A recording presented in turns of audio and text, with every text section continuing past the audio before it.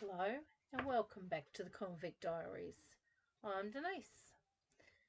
The colonial history of Australia was so brutal and immoral. There was little concern for human life, little concern for suffering, and overall few examples of human behaviour worthy of any kind of respect. On the ships, convict women were used as sex toys by officers and then unloaded to the selected free settlers as if cattle. Men were flogged until their backbones were exposed through their mangled flesh. Often people were flogged or indeed executed for just trying to find something to eat. All this cruelty, the very worst that humans were capable of, became a daily fact of Australian life. Ironically, outlaws often can be held up as an example of how a semi-decent person should act. One of the earliest of these outlaws was Matthew Brady. Quite notably, Matthew has been immortalised as one of the gentlemen bushrangers. Brady was born to Irish parents in Manchester, England in 1799. Nothing much is known of his early life, although there has been speculation that Brady was probably nobly born or at the very least well educated. While this may be true, he was convicted of stealing at Manchester in England. He apparently stole a basket of some butter, bacon, sugar and rice, and as a result he was sentenced to transportation for 7 years by the Lancashire Quarter Sessions, held in Salford in April 1820. Described as a servant or a labourer, he sailed on board the Juliana, arriving in Sydney on the 29th of December 1820. Brady was known as Matt to his comrades, and he was described as a stout, square-built man who was slightly marked with pox. He stood 5 foot 5.5 inches tall, with dark brown hair and blue eyes. He had a couple of tattoos, one of a man and a woman on his left arm, and a fish on his right arm. During 4 years under convict discipline, he received a total of 350 lashes for attempts to abscond from other misdemeanours. Following is some of the crimes. The 28th of March 1821, neglect of duty in the service of William Breast, 25 lashes. 17th of November 1821, plotting and conspiring to escape from the colony. He was to be transported to such part of the territory as His Honour, the Lieutenant Governor, may deem proper for the remainder of his original term of transport. On the 30th of November 1822, intent to escape the colony, 50 lashes, to be confined in a cell in a convict barracks for 1 week. On the 3rd of May 1823, leaving his gang and being absent for 3 days, 50 lashes. On the 19th of June 1823, absent in the woods, 100 lashes. A further 2 lots of 100 lashes. In 1823, he was sent to Macquarie Harbour, the penal colony in Van Diemen's Land. In 1822, the Macquarie Harbour Penal Station had been established on Sarah Island. The settlement housed, for the most part, male convicts, although a small number of women were housed on a nearby island. It was a place of banishment, taking the worst of the convicts, like those who would reoffend and those who had escaped from other settlements. Its isolation made it an excellent choice as a place to set up such a colony. It was separated from the mainland by the wide river, surrounded by mountainous wilderness, and was hundreds of miles away from the colony's other settled areas. The only seaward access was through a treacherous, narrow channel known as Hell's Gates. The surveyor who mapped Sarah Island concluded that the chances of escape were next to impossible. A neighbouring island called Grummet Island to the northeast was used for solitary confinement.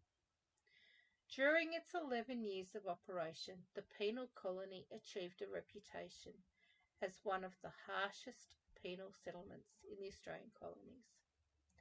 It is said that the conditions of the island were so awful, a man named Trenham killed another prisoner so they would execute him, as he would rather die than spend any more time in the place.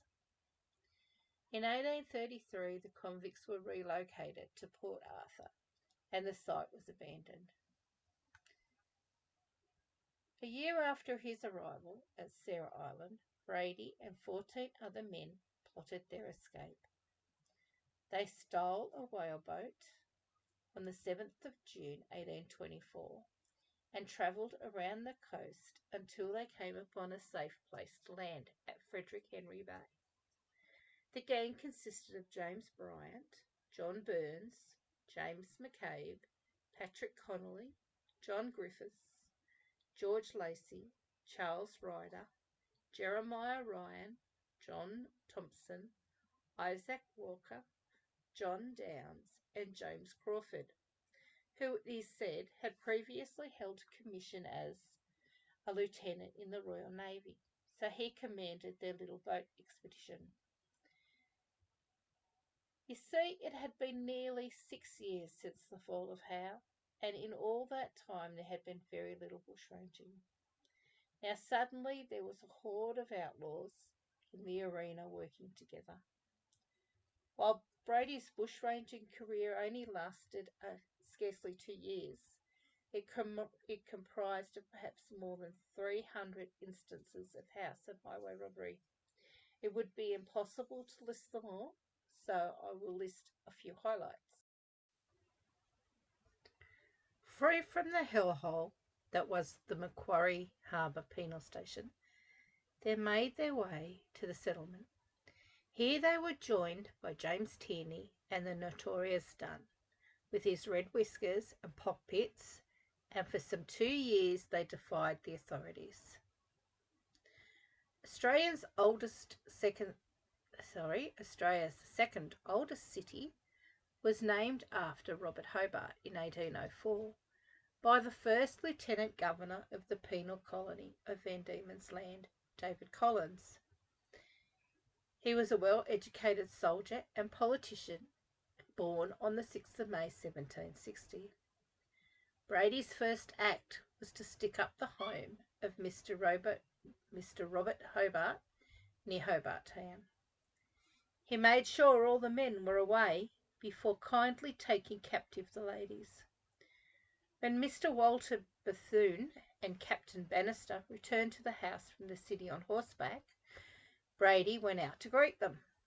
They were completely taken by surprise. He told them that resistance was useless, and he took the 2 prisoners. Brady called one of his men to take the gentlemen's horses to the stables and see that they are cared for, and he escorted the men into the parlour as if he were their host. The ladies and most of the servants, except the cook, were already collected in the parlour. So Brady, being the wonderful host that he was, ordered dinner to be served and asked the others to sit at the table. He himself sat down with his guests, while his men had their meals delivered to them at places around the home where they were standing watch. After they had finished their meal, Matt thanked Bethune for his hospitality, and then, after he had collected all the watches' rings, money, and other valuables, the whole gang rode away into the darkness. The next day they rode into Sorrel, Their arrival had taken the soldiers completely by surprise. He was able to lock all of them in the jail. However, Mr. Long, the jailer, managed to evade capture. He ran to the residence of Dr. Garrett, where he found the commander of the military, Lieutenant Green. As a matter of urgency, the doctor and the lieutenant made their way to the jail and were themselves captured. The lieutenant refused to surrender and was shot in the arm. Unfortunately, the arm was later amputated. The Bushrangers raided all the town and then left quickly. On July 22nd, 1824, Patrick Connolly, James Tierney, Isaac Walker, and John Thompson were hung for bushranging and robberies. But the audacity of Brady and the gang was shocking to the authorities. And on August 27th, 1824, Governor Arthur issued a proclamation offering rewards for the capture of Brady, McCabe, Dunn, Murphy, and other bushrangers, and asking that all respectable citizens help the soldiers in their capture. Later, the rewards offered by the government rose from a mere 25 guineas to 100 guineas, or 300 acres of land. He also added the incentive of a free pardon for any convict who succeeded in bringing Brady and his band of outlaws to justice. It is said that in response, Brady posted a bounty on Sir George. He promised 20 gallons of rum to anyone able to deliver him to the gentleman.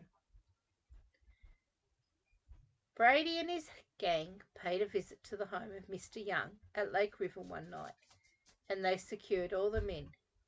He politely requested that all the women in the house should rise and get dressed. He then directed them to go into one of the rooms where they would be safe from interference. The gang searched the whole house and collected everything worth taking. Brady sat on the veranda chatting with Mr. Young.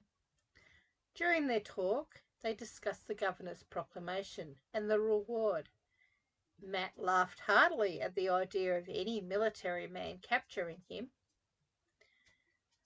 On February 25, 1825, Jeremiah Ryan, Charles Ryder, and James Bryant were hung for murder and robbery. On one occasion, Brady walked alone into a house close to town and made a swag out of all that he thought valuable. He then asked 2 of the convict servants to carry the bundles for him. Fearful that others may be around, they did as he said, and the owner made no attempt to stop him. Another time, Brady ordered an assigned servant to join the gang. The man vigorously declined. Brady filled a glass with rum and asked the man whether he could drink it. The man said no, as he never drank strong liquor. "Well, you will this time," exclaimed Brady, and he pointed his pistol at the servant's head. "Now choose." Brady laughed as the man took the glass, swallowing the rum and staggering away. The man died as a result, and when Brady was informed of the man's death some time later, he said he was very sorry. He said they had made him drink the rum as a joke and without any thought or desire to injure him. For quite a while, Colonel Balfour of the 49th Regiment had been searching for Brady and his gang. And Brady found his regimented pursuit a nuisance. But Brady stuck up the Duke of York Inn, having mistaken Captain Smith for Colonel Balfour, he knocked him down. Despite of his hatred for the military, he realised that he had made a mistake and apologised.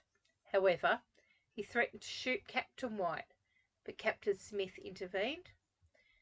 Brady saw that their very presence was an issue, so he told the 2 officers to leave, as he hated soldiers and had no idea what he would do if they remained at the inn.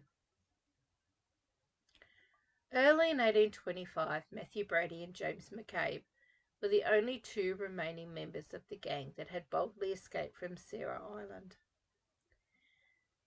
Brady would brag loudly on every available occasion that he had never killed a man intentionally. And that was true until Kenton. His killing is apparently the only premeditated murder that Brady was guilty of, although acknowledging that he may have killed many in gunfights. Kenton was an opportunist who had absconded from a whaling ship on Norfolk Island, from which place he had made his way to Van Diemen's Land. After time, he had took up employment as a district constable. While he was entrusted with maintaining law and order, crimes began to increase under his watch. Brady and McCabe saw a copper on the take as a gift. They began arranging meetings through a young man named Haight, and the group would rendezvous in Kenton's hut to talk business. Kenton became the mastermind of the pair's antics in the area, in return for a large cut. There were some locals around who gossiped that they were suspecting Kenton was up to no good, and they reported him. In March of 1825, Kenton was told that it was his duty to apprehend the bushrangers, and if he didn't, he would be considered a harbourer and face a harsh penalty. So Kenton betrayed them, setting a trap for the trio, and the three were captured. But Brady managed to escape by burning his bonds in a fire, and despite the bad burns on his hands, he armed himself with Kenton's gun. When Kenton returned, Brady threatened to shoot him, but relented. He did, however, promise to come back and exact revenge on him. Kenton was subsequently arrested as a result of the escape. On Sunday, the 5th of March, 1826, Brady decided to pay the trader a visit. Accompanied by two gang members, Patrick Bryant and Ryan Williams, they went to Cocked Hat Inn, searching for Kenton on stolen horses. Brady explained to all that were there why he was there, and the truth about his escape, as well as putting them straight on the lies that were spreading about Brady's murdering people and other crimes that he had not committed.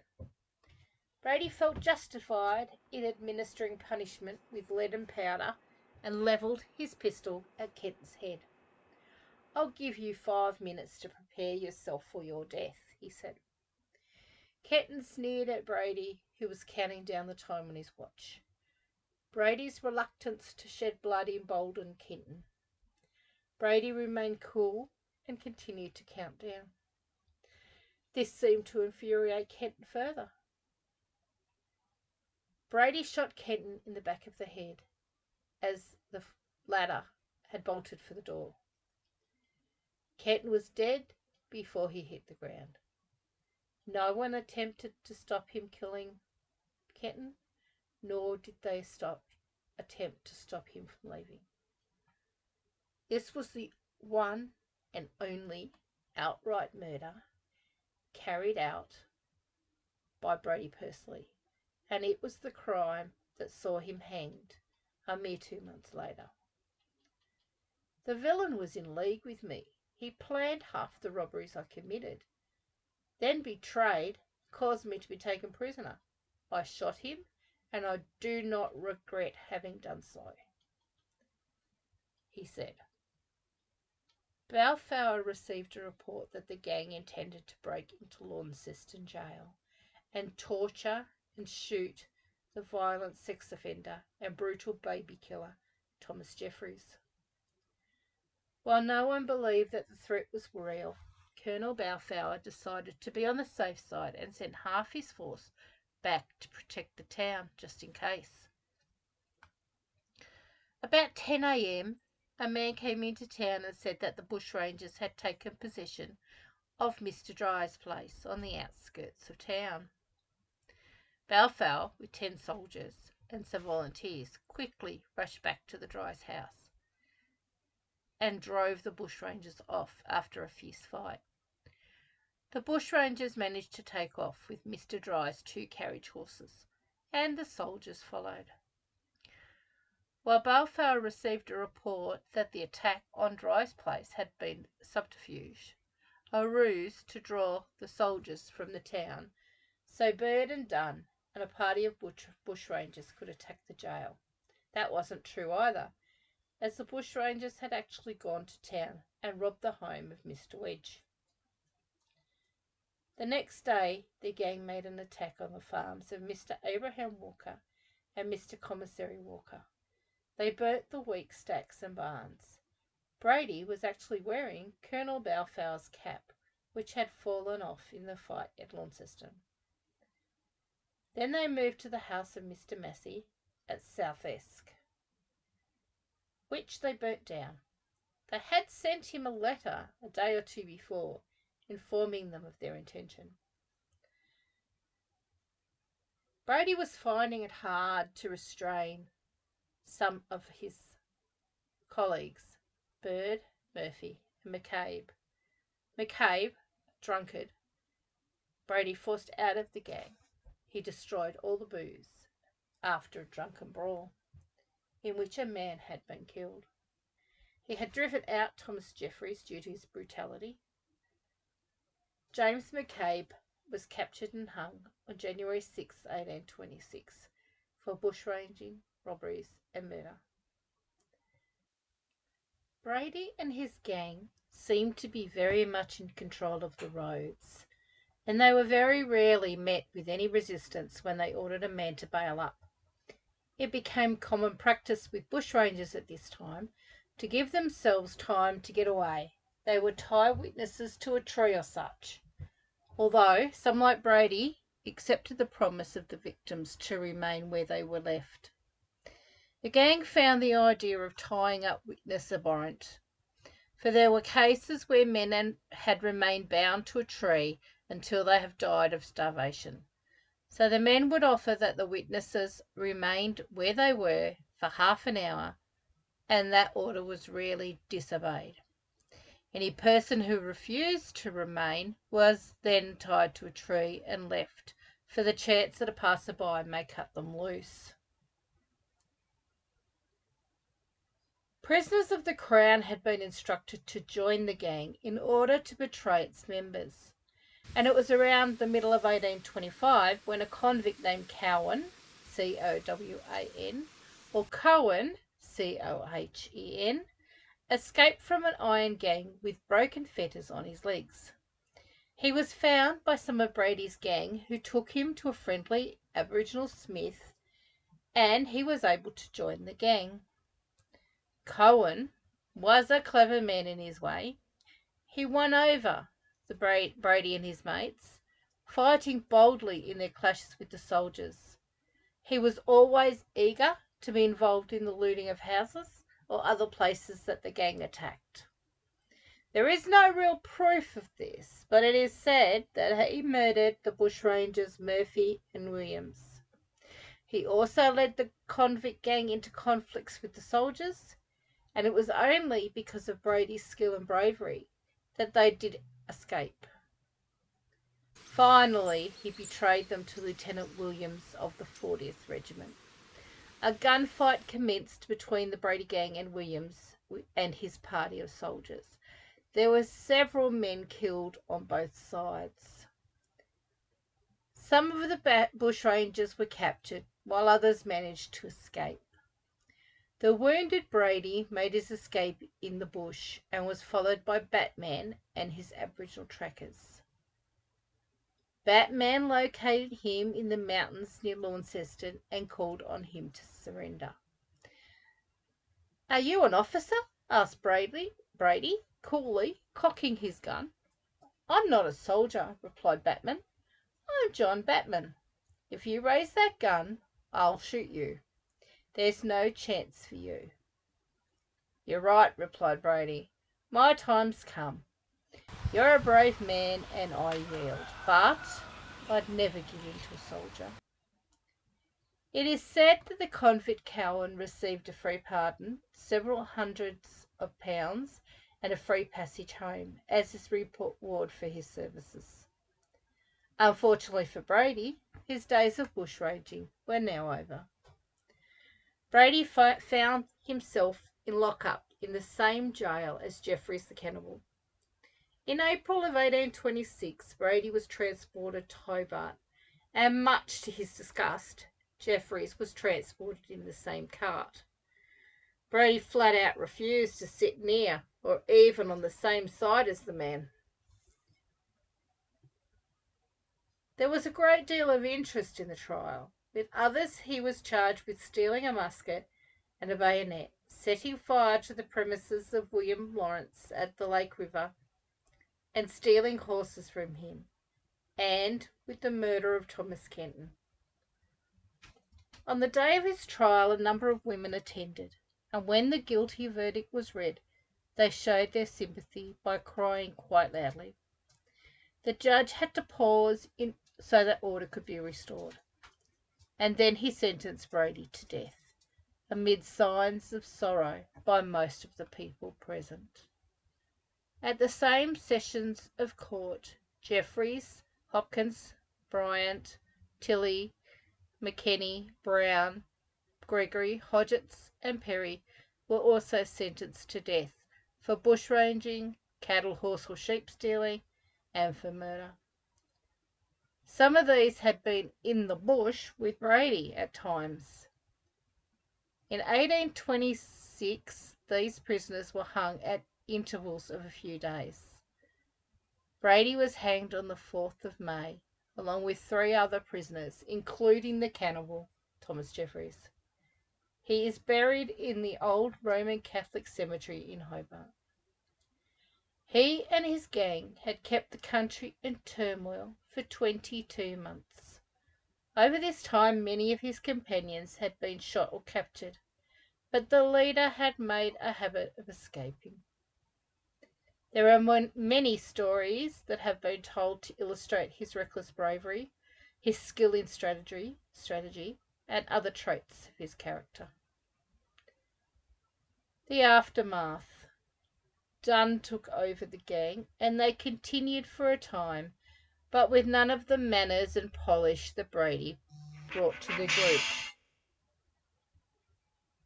One time, the gang came upon a tribe of Aboriginals casually camped on the other side of the river. Dunn swam across and attacked them. He fought them for some time, driving them back. He seized one of the women and forced her to accompany him back across the river. He had the Aboriginal girl with him when they raided the home of Mr. Thompson, but she escaped. The next day, 2 men were minding their own business driving a cart along a road when they were attacked by Aboriginals. They were speared, one was killed, and the other was seriously wounded. The Aboriginals then went to the home of Mr. Nicholas and burnt it. They attacked Mr. Thompson's house and speared a man named Scott. The woman that Dunn had kidnapped was with the Aboriginals and were urging them on when Scott was killed. Some troopers were sent out to drive the Aboriginals back, and while attempting to do so, they came upon the Bushrangers. Dunn was shot, others were captured and hung. His legacy. The Hobart Town Gazette on the 29th of April 1826 reported that for some months the road had been safe, and with the executions to take place that day, the colony might be congratulated on having at length stamped out the crime of bushranging. But as we know, this was merely an end to a first bushranging era, merely a chapter in the story of bushranging. There were many more chapters to come in the Convict Diaries, Colonial History, and the History of Bushranging. During Brady's career in the bush, he was aided by persons sympathetic to him. His popular reputation as a man who used violence only in self-defense is supported by many, many stories. His name was given to Brady's Lookout, southwest of the Cressy district, reportedly used by the Bushranger as a hideout. It is located just off the West Tama Highway between Lagana and Exeter. This lookout offers beautiful views over the Tamar River and surrounding areas. So that's it on him. He was supposedly a very courteous and unfailingly polite to women, but he would also be swift in his bringing his male comrades under control should he need to. I hope you enjoyed this story of Matt Brady. Quite a different character, and I look forward to seeing you next time on the Convict Diaries when we take a look at perhaps another interesting character. Okay, thank you. Bye.